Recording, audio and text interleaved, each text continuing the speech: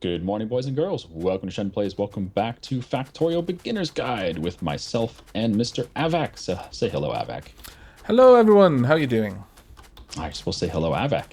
I was supposed to, and that's why I didn't. All right, so we today are going to be doing oil, and this is the first step towards getting blue science. Blue science is the next type of science. After red and green comes blue. But before we get to oil, we're going to start by looking at the map and finding all these biters down here that we think we can block off with a nice wall between this lake and this body of water in the south. Any place you find a natural choke point, Any place you find a natural choke point is an obvious place to put down a wall. It means you use less materials, and it's easier for you to defend with a fewer amount of turrets. Yeah. I think right here's fine. Yeah, I think he is perfectly fine. There we go. There we go. All right. Oh, God. I'll put a couple turrets here. There you go. There. And a box. A box. There's a box. There you go. Now we're going to need to bring down plenty of power for this. Mm-hmm. I will go ahead. I'm going to have to head back because I'm going to need some steel for big electric poles so I can bring it down here without using loads. Oh, fantastic. I'll just run the big poles up, no problem. Okay. Now, we have done a fair bit of work off camera, nothing that you haven't seen before. We've expanded out our rail network, or rather, we've created a second line. It's not connected in any way to the first. That is just delivering some stone to the base, and we've also hooked up some more copper, as you can see. Things are just moving along and progressing here and there. Ironton has been the focus of quite a lot of biter aggression. The attacks are getting very, very large at this point. Kind of to the point where we're having to go back there fairly frequently to make sure that it's got plenty of ammo because it is chewing through its ammo supply a little bit faster than I would like, honestly. So once we get our oil industry up and running, I think we're probably going to be looking to get to lasers as soon as we possibly can. With the purpose of not having to restock them with ammo, because lasers only require electricity to fire. Yep, exactly. So, can you help me build a wall, Mr. Aavak? Yep, I'm just grabbing a bit of extra steel. Have you hooked up those guns now? I have. Fantastic. Okay, I'm just heading down there now. Obviously, just going to cross this train track, and I zoomed the camera out as far as I could so I could make sure I wasn't about to be smacked in the face by a train. We'll go over and we'll check out... Yeah, we'll go over and we'll check out the various areas that we've built up off camera in just a moment. But first, we do want to try and get this area nice and defended so that we can stop worrying about having attack from the south. Because at that point, we can move all of the turrets and all of our defensive structures that are to the south of our base down here, effectively, or repurpose them elsewhere. Right. If you're doing that, I will go ahead and set up walls, though. Okay, you go ahead and finish setting up those turrets if you would be so kind. I should have brought down some bullets, really. I have 200 rounds. Drat, I should have measured that from the side instead. There we go. Now, unfortunately, you're going to have to watch me taking all of this wall apart, which is not the most entertaining of things in the universe. However, I can make a steel axe. Now, those watching on my screen will have noticed that I couldn't make one earlier, so I went ahead and made a regular axe. But a steel axe is going to make this job significantly faster.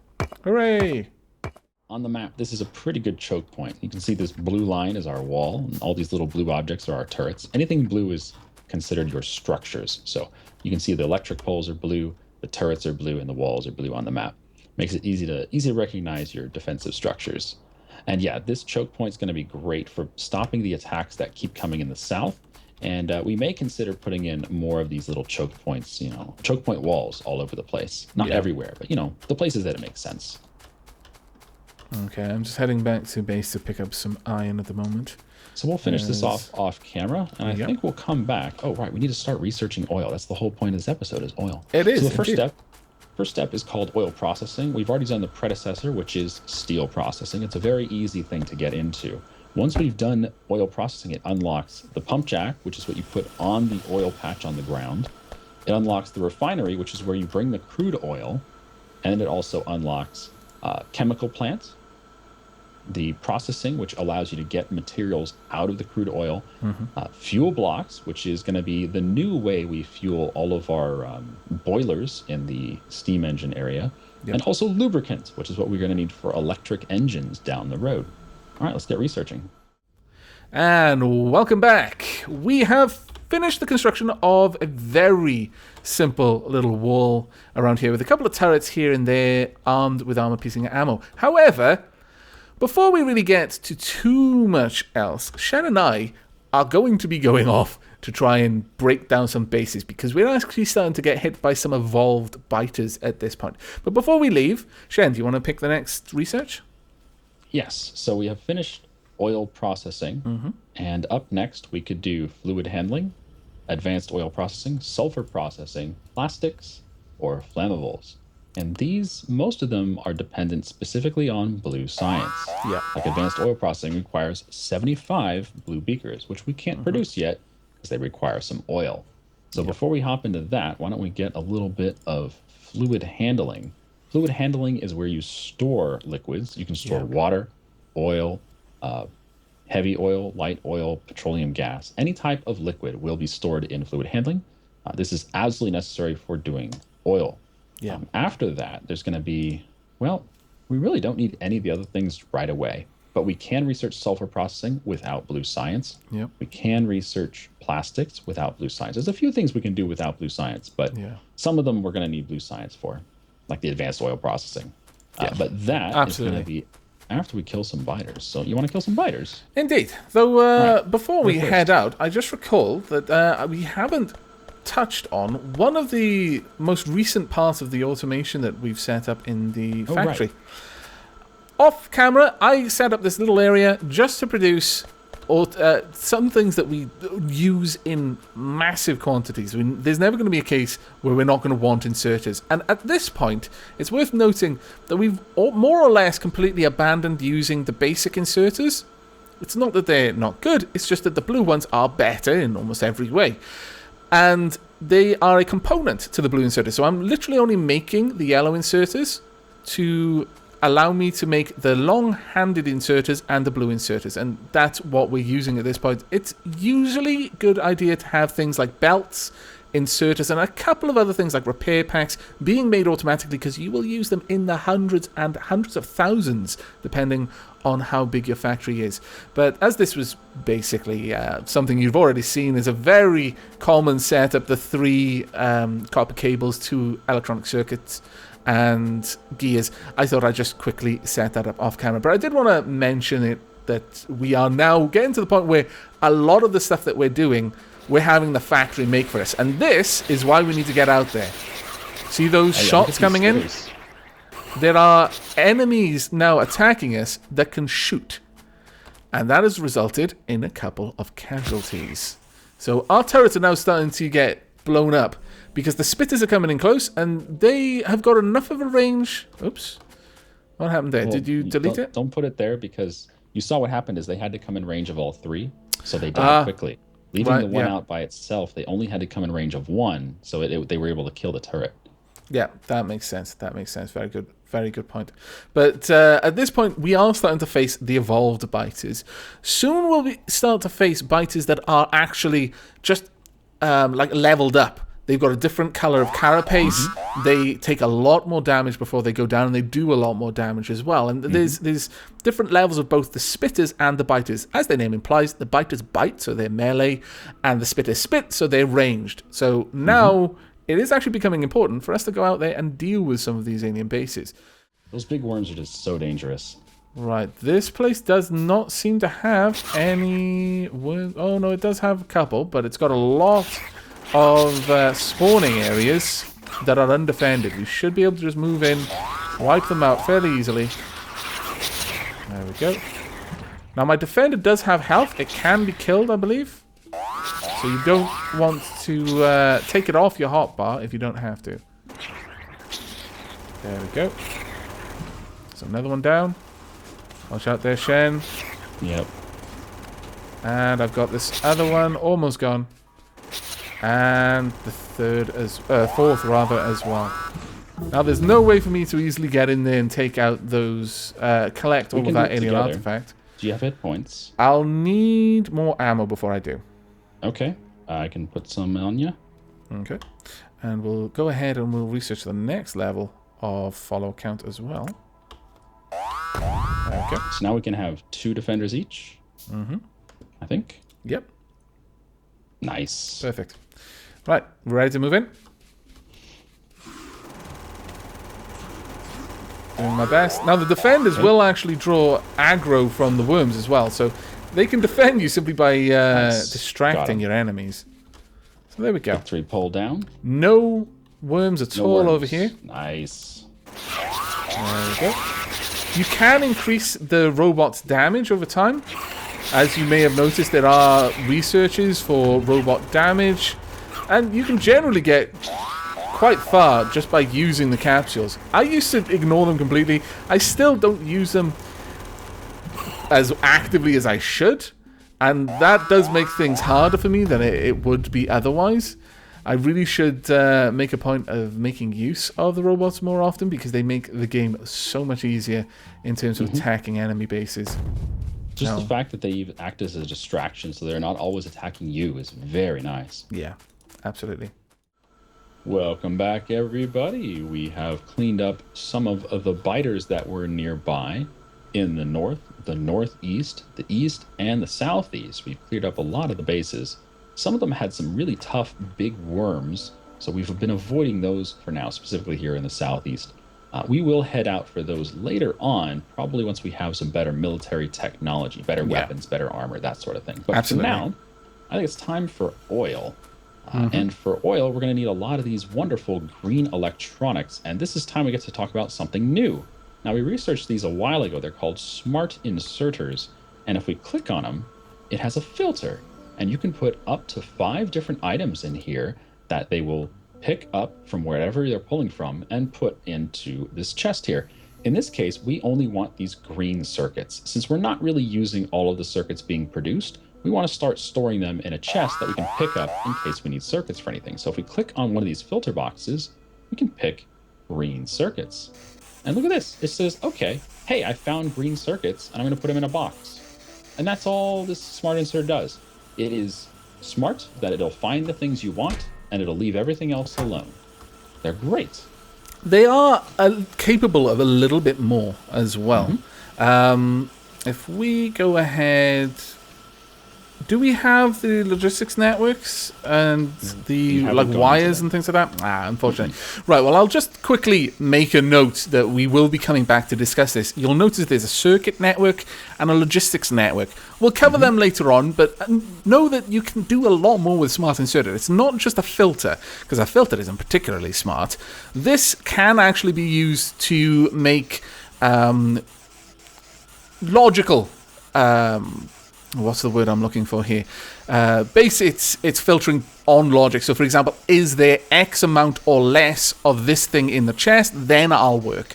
Is there more than this in the whole base storage network? Then I'll do this. So you can actually set them up to do quite complicated stuff that is really, really useful later on with a very large factory. But we'll cover that when we've got the research ready to do that. So for now, we're going to head down to one of our richest oil patches, which is here in the south of the base. There are 7 oil patches here. I'm going to go ahead and plunk down 7 pump jacks on top of them. No, you're not. Haha! Aavak, you're going to beat me to the punch. These take a long time to build in your pocket, 20 seconds each. So, they're also really big. They're also very large, yeah. Is that a 2x2 or a 4x3x3 square? It's a pretty big square. I think it's a 3x3. 3x3, yeah. And this is just like water. We're going to be handling all of this crude oil with pipes. Yeah. And there are 2 types of pipes. I know we've covered this before, but there's 2 types of pipes. These straight pipes, and there's also underground pipes. And the underground pipes use 10 times the material, actually a little more than that. They use, I think, 11 times the material of these straight pipes. So try not to use too many underground pipes unless you're really, really okay on your iron. But we need to leave a little gap in here so we can walk back and forth, just, for convenience, more than anything else. Now, Right. since we're actually getting to this point, something that we didn't really discuss with water is that I believe currently, or it may be patched out, but the last time I was playing around with liquids, understand that when you're dealing with more than one type of liquid, and this also includes gas, because gas also moves through pipes much the same way liquid does. If you get more than one type of fluid or gas moving through a pipe, it messes with the pipe network.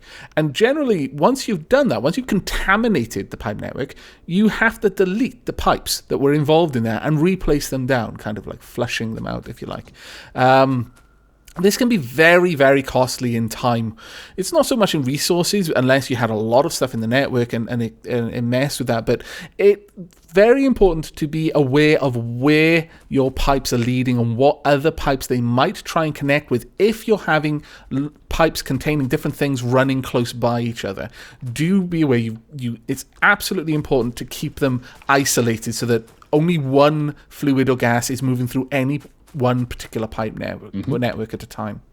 So the way you get oil, the first thing you do is you drop a pump jack down on one of the oily spots. You can see this is an oily spot here. Mousing over it tells you how much oil there is there. And it starts at 268%. This is a very rich little deposit here. But they start at a certain percentage and they will go down to 1%. They will never actually drain out fully, which is kind of nice. It means you can never run out of oil. It's not possible. But your throughput will drop very very very So the quickly, first thing you do is you put down these pump jacks and they will pump the crude out of the ground. And then you need to build one of these oil refineries, which, where are they? Under the production tab here, we have our pump jacks there and the oil refineries here. And the oil refinery, we're going to... Shall we place it up by about here? Sorry? Are we placing them around about here, do you think? Sure, that'll work fine. At the start of the game, or Actually, when we'll you move first this get along oil, a they little only bit. require one input. They only require crude oil. But later on, you will have the second input being used for water. So leave room behind here for one of these inputs to be water. Yeah. And again, make sure you don't cross the pipes because it becomes very easy to do this. This is where you're going to start running the situations of pipes being difficult to manage at the start, but you'll get used to it. You just have to sort of pay attention to what is in the pipe. And again, if you're looking at a pipe and you can't see what fluid is in it, hit your Alt key. If all you see is the pipe itself, you can't see what's in it, hit your Alt key and it'll show you this has black, which is crude oil. If it was blue, it would be water. The other colors you'll see in just a second. So let me go ahead and run this crude on over. Okay, looks like our turrets are managing it. Ooh, we should definitely get underground pipe here somewhere. Yes. Now, so one whilst thing that we Shen's... have covered... Oh, go ahead. Sorry. What we have covered is you can't walk through pipe. Yeah. You just can't do it. So what you need to do is make a segment that is underground. We'll do that right over here. Now, while Shen's doing that, I'm actually going to enhance this pipe section with these storage tanks. Now, storage tanks, again, can store any liquid or a gas. And they're just middlemen in the pipe network. They'll just store the product and then continue to pump it through. It has pressure, and the pressure is important. With the amount of pump jacks that we've got over here, it's got a pretty solid amount of pressure pushing it into these tanks, and then the tanks feeding it along the pipe network to the oil refinery. Having this kind of buffer is sometimes useful because it means the pump jacks are going to keep working all the time, but also as the pumps start to drain down in terms of how much they're producing, you'll have a little bit of time to notice that you need to start looking for a better place to get your oil, because you'll have a bit of a buffer to carry you through. If you're relying on oil as a source of fuel blocks, which is probably the best thing you can do with oil early on, is get fuel blocks out of it, because they're far more efficient than coal. But if you're relying on, let's say, powering your factory with fuel blocks made from oil, then if all of your oil reserves run out, you'll still have oil in this reserve area. And that's the important part of the buffer there. Just so you don't run out all of a sudden and be like, uh-oh, my factory turned off. Damn, that would be bad. So now that we have our oil refiner, we need to pick our recipe. It's just like any type of assembly machine or factory. You have to pick your recipe. And the only thing we can do at the start is basic oil processing. You can see it takes 5 seconds to produce 3 orange, which is heavy, 3 yellow, which is light, and 4 black and white, which is petroleum gas. That's the molecule. There you go. And at the top here, you can see we have 3 outputs. We have heavy, light, and petroleum gas. And we're going to run each of these into their own buffer, just like we have the crude buffer over there. We're going to make a buffer for each of these 3 as well. And probably a little over here to the left. Let me adjust these instead. That way it'll hook up a little bit better. Exactly. You read my mind. Now, obviously, we've got a lot of things very close together, and this isn't actually that much of a buffer. Generally, if you're setting up your oil and you kind of already appreciate that you're going to be using quite a lot later on, there are different ways that you can get the pipes kind of crossing each other that isn't going to result in them connecting and thus you wasting the product that's currently in the pipes. But we'll cover that at a later time when we're actually increasing the production that we've got going. You can see here we have a pipe going across a pipe. One of them's underground, one of them's above ground. Exactly. They're not touching at all, and that means that the fluid inside is not going to be broken or interfered with at all. And that's something Aavak touched on. You have to be careful with. You don't want them to touch while they have different products in them, or you could ruin all of your fuel lines. Now, one thing to say here is that any regular pipe, no matter what is in it, if it's placed next to another one, they'll connect. However, that is not true of underground pipes. They can be right next to them. If I put this regular pipe there, it doesn't connect. It can only connect to an underground pipe from the direction the pipe is facing. So that's one of the ways that you can deal with it.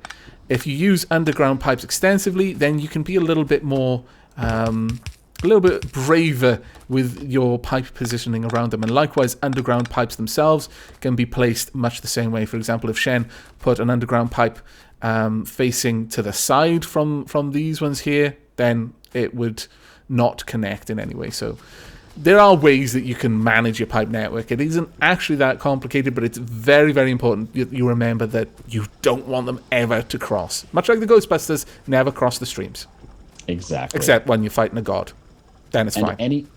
Any liquid will cause problems with any other liquid. It doesn't even have to be heavy and light oil causing problems with each other. It could be water causing problems with it. It could be sulfuric acid. Any of them could cause a problem with another. So be careful how you line up all your pipes.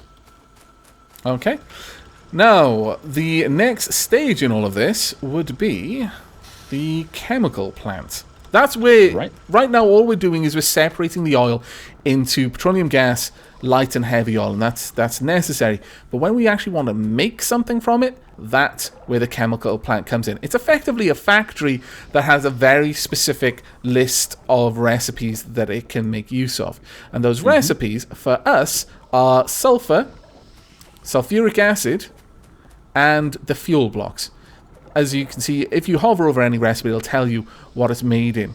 There are additionally a few other things you can do with barrels, but we'll cover that in a later episode. You don't need to move fluids around through pipes. There are alternatives. You can simply pump them into barrels and then store those barrels on a train, for example, to carry them very large distances without having to invest the enormous amount of resources required for a cross-country pipe network. Okay. So if we check out our chemical plant up here, I just plunked one down for funsies. It can produce sulfur.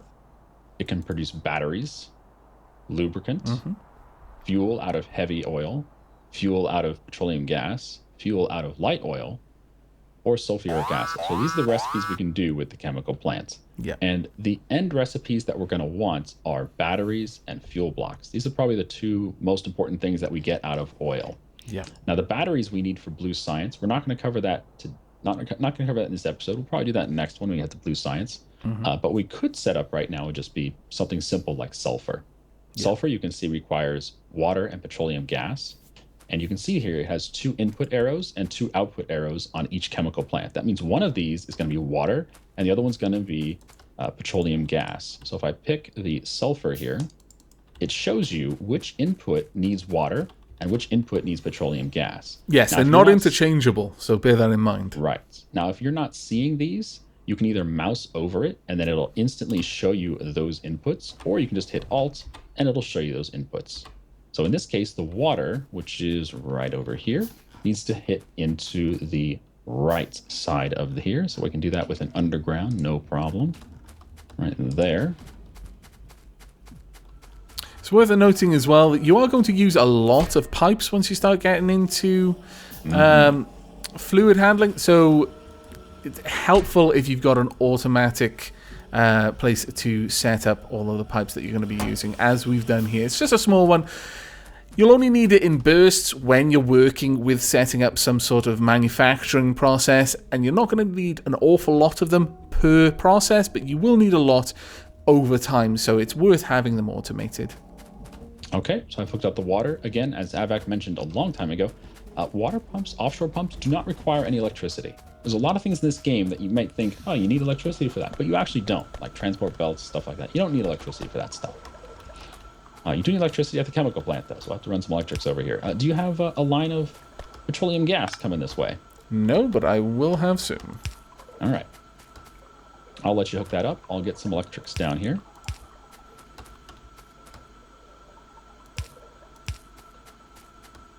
Now, at this point, I am actually using underground pipes instead of overground pipes, simply because I find it more convenient. It doesn't clutter up the landscape nearly as much.